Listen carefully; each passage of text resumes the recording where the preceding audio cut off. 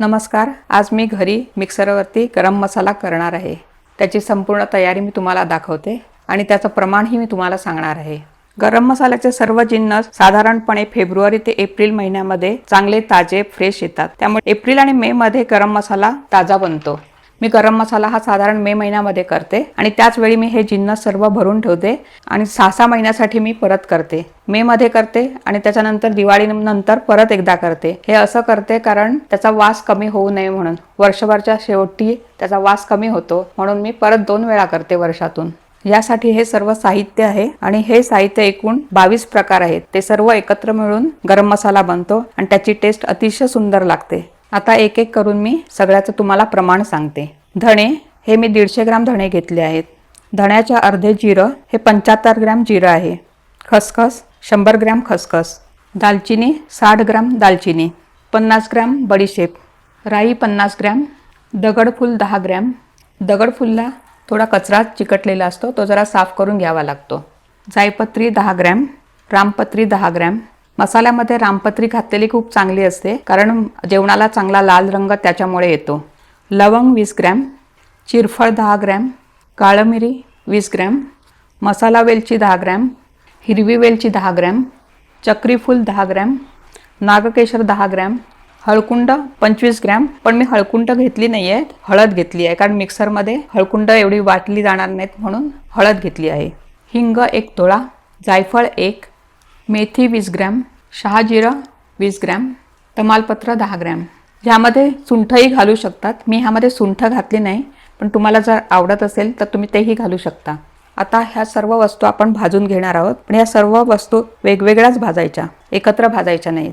ह्यामध्ये तुम्हाला जर कसलं कमी जास्त प्रमाण करायचं असेल तर तुम्ही करू शकतात. कमी तिखट पाहिजे असेल तर तुम्ही लवंगाचं प्रमाण कमी घेऊ शकतात. कोणतेही प्रमाण कमी जास्त करू शकतात. आता आपण हे सर्व जिन्नस भाजून घेऊया. भाजण्यासाठी जास्ती वेळ लागत नाही. एक वस्तूला 3-4 मिनिटच लागतात. पण ह्या सगळ्या वेगवेगळ्याच भाजून घ्यायच्या. आता आपली कढई चांगली तापली आहे. त्याच्यामध्ये आपण सर्व वस्तू भाजून घेऊया. मी पहिल्यांदा धणे घालते. हे भाजताना गॅस बारीक ठेवायचा म्हणजे ते करपणार नाही. धणे भाजायला 3-4 मिनिट लागतात. फक्त गरम झाले पाहिजेत ते चांगले, म्हणजे बारीक वाटले जातात.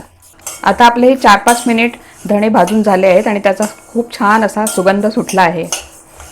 आता हे आपण काढून घेऊया. आता हे मी पेपरवरती काढते, भांड्यामध्ये काढत नाही कारण गरममुळे त्याला पाणी सुटू नये म्हणून.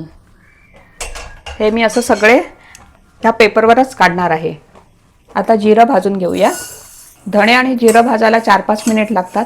बाकीच्या वस्तू भाजायला 3-4 मिनिटच लागतात. आता 4 मिनिट झाले आहेत आणि आपलं जिरं चांगलं भाजून झालं आहे. ते मी काढून घेते. आता बडीशेप भाजूया. आता बडीशेप भाजून झाली आहे, ती काढून घेऊया. आता राई भाजून घेऊया. अशा प्रकाराने आता आपण सगळ्या वस्तू भाजून घेऊया.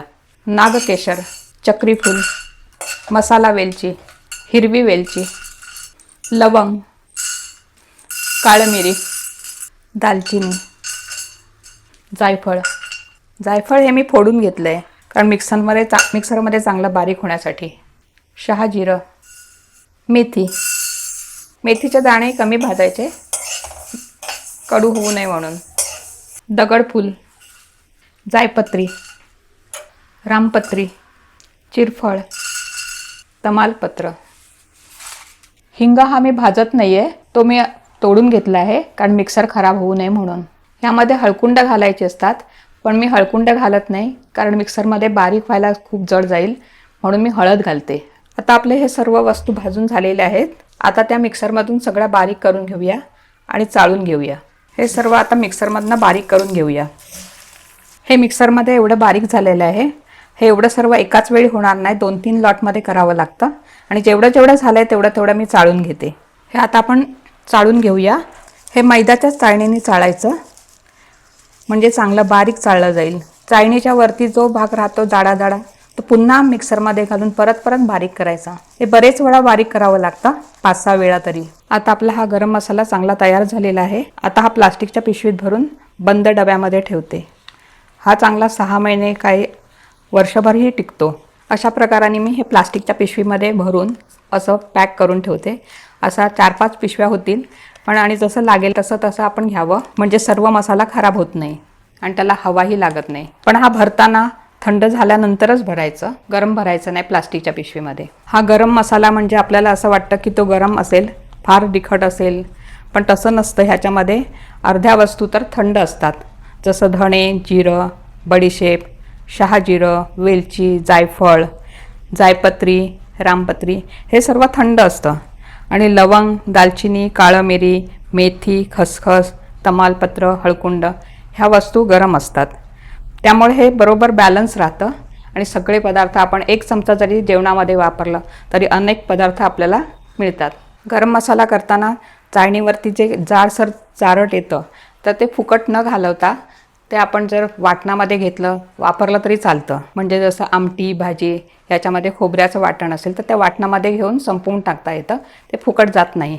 तुम्ही असा गरम मसाला घरी नक्की करून बघा. माझा व्हिडिओ तुम्हाला आवडला असल्यास लाईक, शेअर आणि सबस्क्राईब करा. थँक्यू.